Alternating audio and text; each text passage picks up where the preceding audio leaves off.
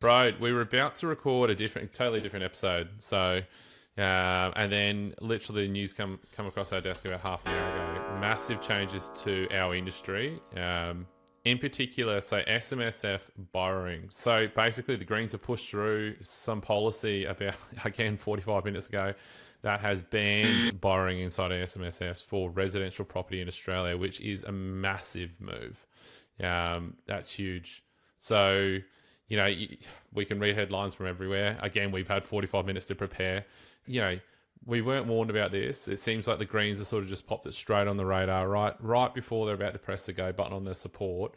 First of all, we spoke off camera real quickly about the Greens sort of preparing this for a few years. So tell us about that, and then tell us how your thoughts on it and how it affects Australian property in general.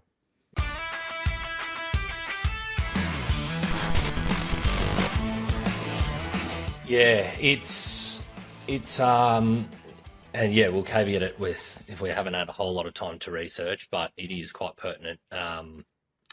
Specifically to our industry as finance brokers and lenders, because lenders will be significantly hit. Specific lenders who specialise in SMSF lending will be hit by this. But basically, yeah, the changes. Well, the headline is the one we've got is the government does deal with Greens to close off LRBAs. So LRBAs, another acronym in the world, Limited Recourse Borrowing Agreements, which pretty much limits the borrowing the liability to the super fund.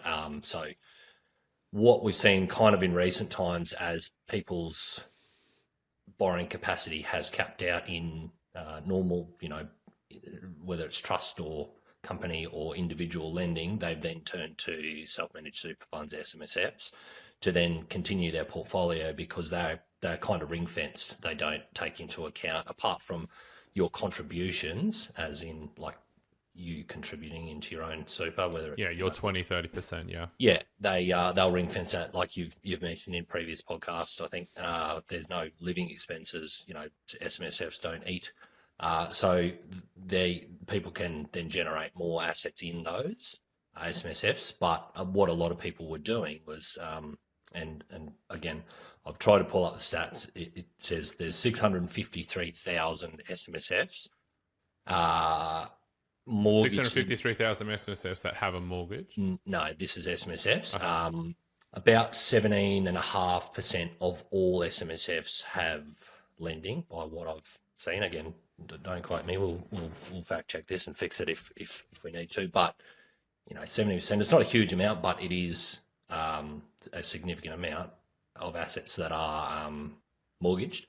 So it's basically shutting the gate on anyone investing in the residential property part of that. So commercial looks like it's untouched. So you can go in your self-managed super, you can go and buy a commercial and still get all your lending up to whatever the lenders will allow. But residential is off the table, and the Greens have been pushing this, from what I read, since about 2015. As in, it's a huge policy of theirs, and I think there was it's called the Murray Review, basically, or something or other, and that was their key push for the last almost decade. And this is pretty much they've used this to go, all right, we'll support all these changes.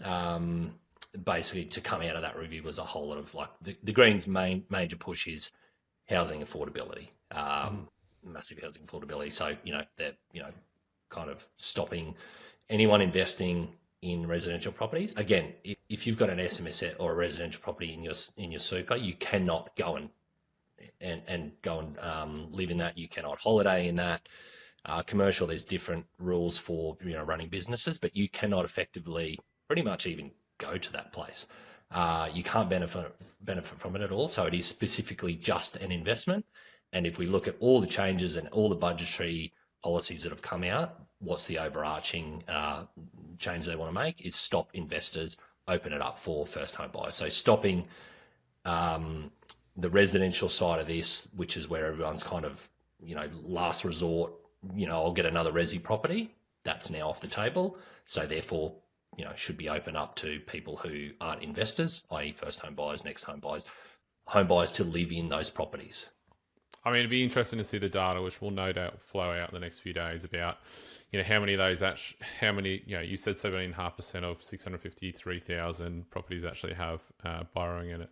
But the flow and effect on how many of those sort of properties would be sort of first home buyer suitable, if we want to call it that, as well as how impactful it actually will and have been. It's interesting that has been one of the key points that the Greens have pushed. I think there's so many things ahead of that they could have pushed, but I get it. I guess I understand their train of thought. And for people who don't necessarily know all the rules, or you touched on limited recourse borrowing arrangement. The other thing in SMS property loan is it's just very simple, right? So the way we sort of sell it to our clients is when you do get it, don't think that if you bought a property at 600 grand and then it goes up to $1 million, you can't just cash out the equity. That sort of thing doesn't happen. Once you get the loan, it's nearly just a set and forget. A couple asterisks in there if the rate was really terrible, yada yada, and you wanted to refinance, you can. But it's pretty much just a set and forget. You can't just keep topping it up or reborrowing it. You can't use the property like a credit card with a front door and a doorbell. So essentially, it is simplified. It's just you pay down the loan, property goes up in value. Like you said, you can never use it yourself. You can't use it as an investment dwelling. A holiday dwelling. So it'd be interesting to see. And yes, the other thing, like the tax advantages and stuff that coming out of the budget, and we spoke about this just briefly off camera. With a lot of these tax reforms and changes, the appeal out of their budget is that inside SMSF, it still would have been very attractive. You've got your taxation in the accumulation phase at 15%. It's actually 10% after a 12-month holding if you sold it on capital gains. So 10% versus up to 47 is a huge difference, as well as a whole other lot of things. Like we said, borrowing capacities are kind of they are. They just completely, it doesn't matter if you're completely maxed or you've got no borrowing capacity inside your personal name, completely different when we look in your self-managed super fund. So, look, for us, it's huge news. I think for Australian property market, it is big news. It's certainly going to captivate headlines for the next few days. I struggle to think that it's going to have a massive material change going forward.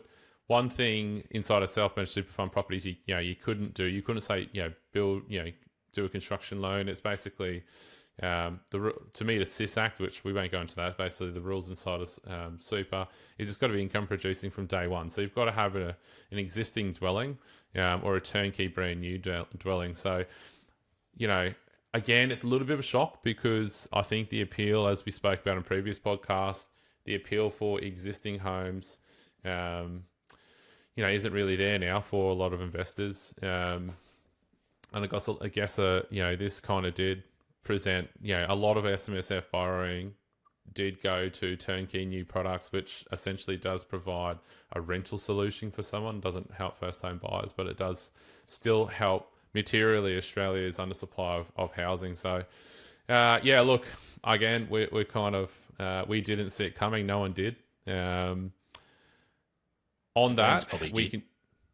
the Greens probably did. Yeah, I'd say the Greens did, and a few of the Labor politicians knew it was coming. Yeah, but like anything, this government has shown us in the last couple of months that they really don't consult or come to the market and care about anyone's opinion but themselves when they've got the majority of government. So, slammed down in a headline.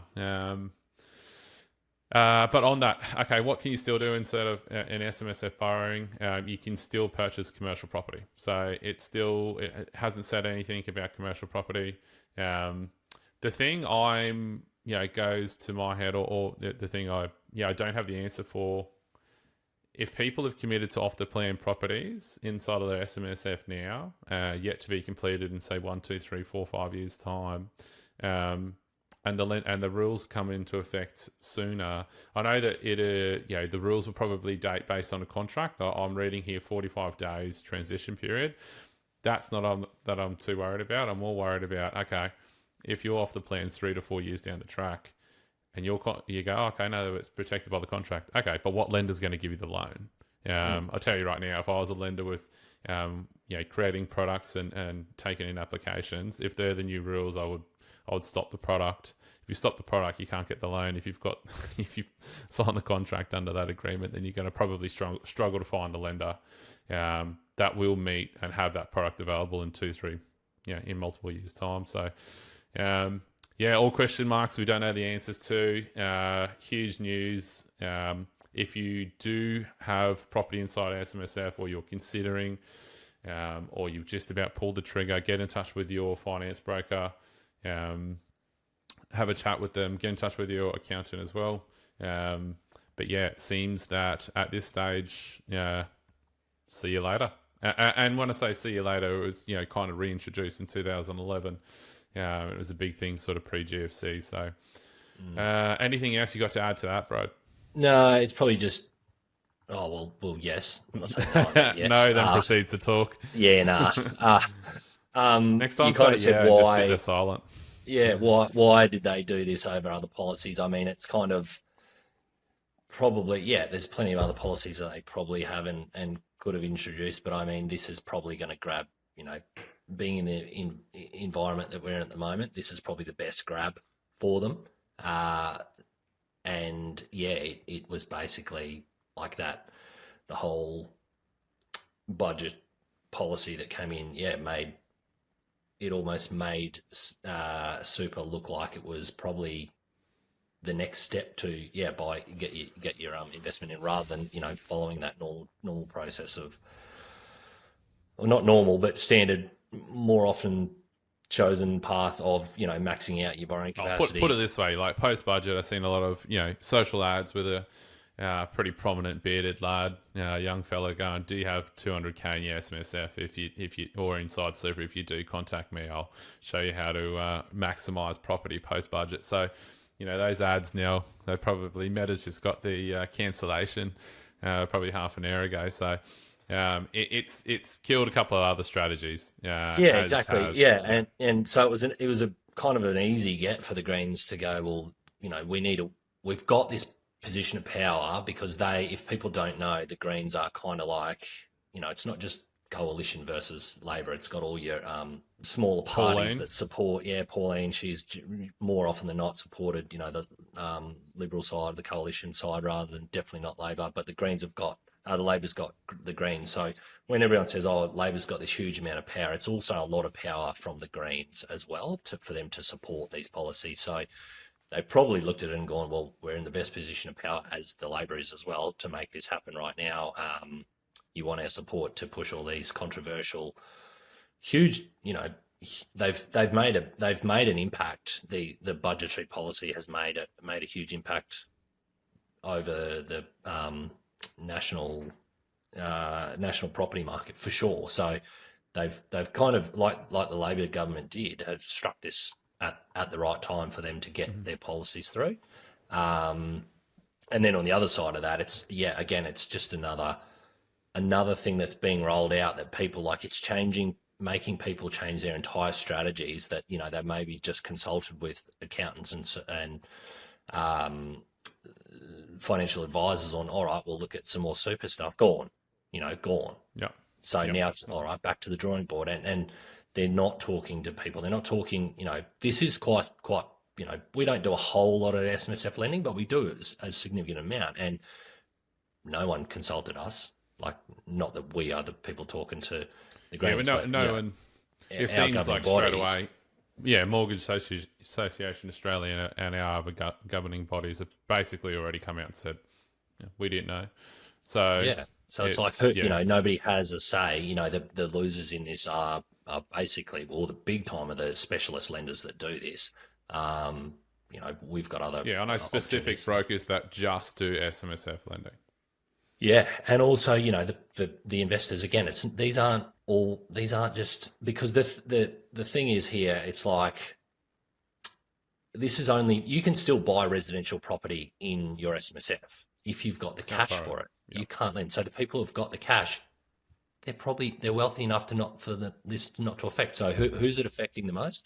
The people in that kind of band that are still mortgaged. They're more than likely, if they're mortgaged in their SMSF, they're probably mortgaged across their investment portfolio, and that might only be again, one or two properties. It's not the ultra wealthy people that this is going to affect. It's the people who've got mortgages, got jobs, and just trying to build in an ever increasing, challenging Australian property market. They're the ones that are going to get hit from this the hardest, and nobody talks to them. No one talks to them. So, absolutely. Yeah. No, I agree. And that kind of steers us right into our next episode, which we hope YouTube's algorithm is telling you to watch next. But the next one will be essentially on tax change, tax alternatives to what come out in the federal budget, how better alternatives that could have done differently based on not just our opinion, but industry-wide knowledge as well. But definitely a few controversial ones there from our opinion. So stay tuned. Hopefully that pops up next. Brody, thanks again for your time. Cheers.